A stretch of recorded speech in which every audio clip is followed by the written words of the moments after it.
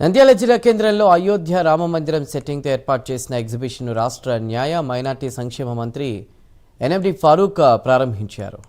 జ్యోతి ప్రజ్వలన చేసిన అనంతరం మంత్రి ఎగ్జిబిషన్లో వివిధ స్టాళ్లను సందర్శించారు. పిల్లలకు పెద్దలకు వినోదాన్ని అందించేందుకు ఇలాంటి ఎగ్జిబిషన్లు ఎంతో దోహదపడతాయని అన్నారు. స్థానిక వ్యాపారులకు మంచి అవకాశం అని పేర్కొన్నారు. గత 15 సంవత్సరాల నుండి వివిధ అధునాతనమైన సెట్టింగ్లతో నంద్యాల ప్రజలను ఆకట్టుకుంటున్నారన్నారు నిర్వాహకుడు శ్రీనివాసరావు. తాజాగా అయోధ్య రామ మందిరం రూపంలో ఎగ్జిబిషన్ ఏర్పాటు చేశారు.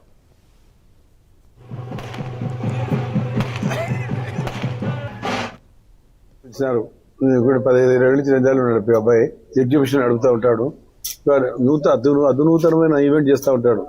ప్రాక్టికల్ గా ఈరోజు ఆయుధం తీసుకొచ్చి పెట్టాడు. నేను నిజంగా ఆశ్చర్యపోయింది చూసి. సెట్టింగ్ బ్యూటిఫుల్ కట్టారు.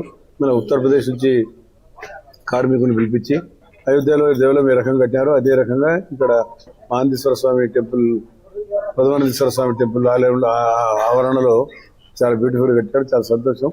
నేను చూసి ఆశ్చర్యపోయాను. పాతాళభైరవి సినిమాని ఏమైనా ఇమీడియట్గా జై పాతాళభైరవి వచ్చిపడినట్టు బ్యూటిఫుల్ కట్టాడు. వండర్ఫుల్. ఆయన కృషికి చాలా చూస్తే న్యాచురల్గా అందరూ కూడా అయోధ్య భవన్ సంవత్సరం ద్వారా చేశాడు. భక్తాగ్రస్తులు అందరికీ వారికి ఆ విషయం మొదలుపెట్టినందుకు వాళ్ళకి సక్సెస్ కష్టపడినాడు. భగవంతుడు మనకు రిటర్న్స్ రావాలా.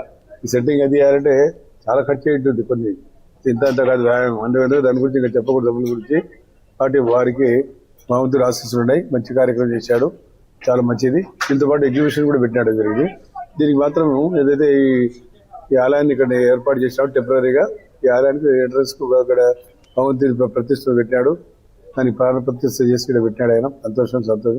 ఎందుకంటే చాలా నంద్యాల భక్తాగ్రస్తులు చాలా మంది వస్తారు. నీకేం భగవంతుడు ఆశీస్సులు ఉన్నాయి. తప్పకుండా సక్సెస్ అవుతాం.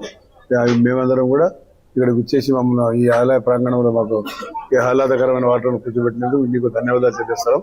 నువ్వు సక్సెస్ కావాలని మా కోరిక.